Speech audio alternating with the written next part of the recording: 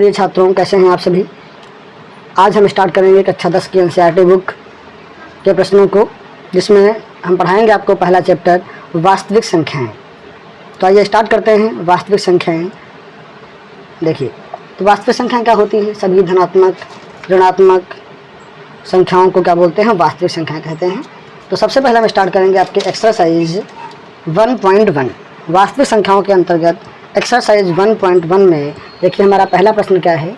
पहला प्रश्न हमारा इस प्रकार दिया गया है कि निम्न संख्याओं को अभाज्य गुणनखंडों के गुणनफल के रूप में व्यक्त कीजिए। इन संख्याओं को मुझे अभाज्य गुणनखंडों के गुणनफल के रूप में व्यक्त करना है। तो देखो इसे हम हल करते हैं। तो पहला हमारा इसका ऑप्शन दिया गया है 140। तो 140 संख्या को मुझे अभाज्य गुणनखंडों के रूप में व्यक्त करना है। ये हमारी एक्सरसाइज 1.1 उसका पहला क्वेश्चन हमारा है। पहले क्वेश्चन का पहला पार्ट कितना है, 140। इसे हमें निकालना है, अभाज्य गुणनखंडों के रूप में व्यक्त करना है। तो आइए इसके हम करेंगे फैक्टर। देखो यहाँ लास्ट में अगर 0 आए, 2 आए, 4 आए, 6 आए, 8 आए, तो इसको हम 2 से काट सकते हैं।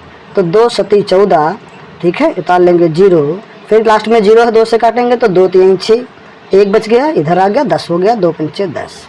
अब काटेंगे इसको हम 5 से, 5 सते 35 और ये 7 एकन 7। तो इस प्रकार हमारा ये यहाँ से कितना बन गया। तो 140 के अभाज्य गुणनखंडों के रूप में कैसे व्यक्त करेंगे इसको। देखिए 2 आया है 2 बार, तो इसे हम लिख देंगे 2 की पावर 2। 5 आपका 1 बार है, तो इसे हम लिखेंगे भैया 5 गुणे में कितना 7। तो हमने व्यक्त कर दिया 140 को अभाज्य गुणनखंडों के गुणनफल के रूप में। इसका दूसरा पार्ट हमारा है 156। तो आइए 156 को भी निकालेंगे, इसी प्रकार से व्यक्त करेंगे 156। दूसरा हमारा इसका पार्ट दिया गया है, वो संख्या हमारी है 156। देखो यहाँ हमने कहा था कि लास्ट में अगर 0 आए, 2 आए, 4 आए, 6 आए, तो उसको हम 2 से काट सकते हैं। तो इसको हम 2 से काटेंगे, कितना आएगा, 2 सती 14, 1 बच गया, यहाँ आ गया 2 अट्ठी 16। लास्ट में 8 आया, 2 से काटेंगे तो 2 3 6 हो गया, 1 बच गया, इधर आ गया, 2 9 18। ठीक है, ये हो गया हमारा। इसके बाद में इसको हम काटेंगे 3 से, 3 एकम 3, 3 3 9। अब ये 13 जो है स्वयं से कटेगा, 13 से कटेगा, 13 एकम 13। ठीक है, तो देखो फिर से एक बार देखो इसको, यहाँ 2 सती 14, 2 अट्ठी 16, 2 3 6, 2 9 18, 3 एकम 3, 3 3 9, 13 एकम 13। तो यहाँ से 156 के को अभाज्य गुणनखंडों के गुणनफल के रूप में क्या लिखेंगे। 2 आया है यहाँ 2 बार, तो हम लिखेंगे 2 की पावर 2 गुणे 3 आपका हो गया, गुणे कितना हो गया, 13 हो गया। तो इस प्रकार हमने इसको भी व्यक्त कर दिया। अब भैया देखो इसका यहाँ तीसरा पार्ट क्या है। ठीक है, इसका तीसरा पार्ट, इसका हमारा तीसरा पार्ट है 3825। तो इसे हमें व्यक्त करना है अभाज्य गुणनखंडों के गुणनफल के रूप में। तो यहाँ हमें दिख रहा है लास्ट में कितना है 5, अर्थात इसको हम 5 से काट सकते हैं, क्योंकि जिसके लास्ट में 0 और 5 होता है उसे हम 5 से काट देते हैं।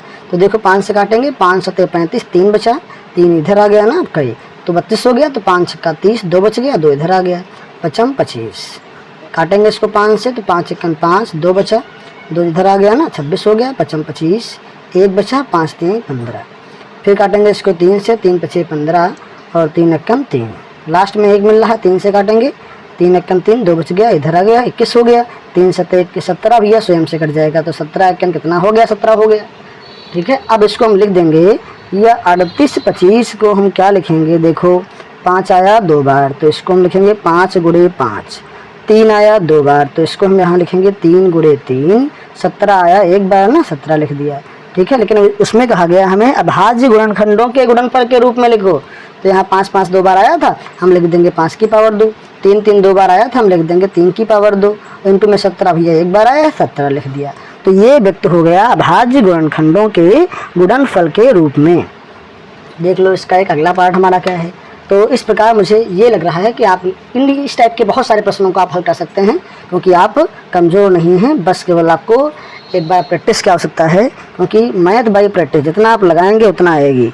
ठीक है, तो इसे हम देखो अगला प्रश्न हमारा ये दिया गया है, कैसे हल करेंगे। लास्ट में भैया 5 है, तो 5 से काट दो इसको, 5 एकम 5, डबल 0 उतार लिया, 5 एकम 5। अब भैया लास्ट में कितना आ गया 1, तो 2 से तो कटेगा नहीं, 3 से देखते हैं। 3 3 9 आएगा, 1 बचेगा, 3 3 9 और ये हमारा 3 3 9, 3 3 9 नहीं कटेगा ना ये। इसको हम 7 से काटते हैं, 7 1 7, 8 9 10, 3 बचा, 7 को 28, 2 बच गया ना, कट जाएगा ये। इसको हम 7 से काटेंगे, देखिए 7 1 7, 3 बचा, यहाँ 30, यहाँ आया 30 हो गया, ठीक है। 7 चक्को 28 ना, यहाँ 2 बच गया, 2 इधर आ गया, 21 बन गया, 7 21 ना, ये काट दिया। अब इसको हम काटेंगे, किससे काटते हैं इसको, ये हमारा कट जाएगा 11 से। तो 11 1 11, 3 बच गया, इधर आएगा 33 हो जाएगा, 11 3 33, तो यहाँ 13 1 क्या हो जाएगा, 13 हो जाएगा। तो इस प्रकार भैया हमारा ये 5005 के अभाज्य गुणनखंड क्या बन गए, 5 × 7 × 11 × 13, ठीक है। तो भैया आपको हम अगला प्रश्न दे रहे हैं, ये आप करेंगे 7429। ये आपका होमवर्क है, अगर नहीं हो पाता है तो आप कमेंट कीजिए, इसको हम आपका सलूशन इसका भी प्रोवाइड करेंगे।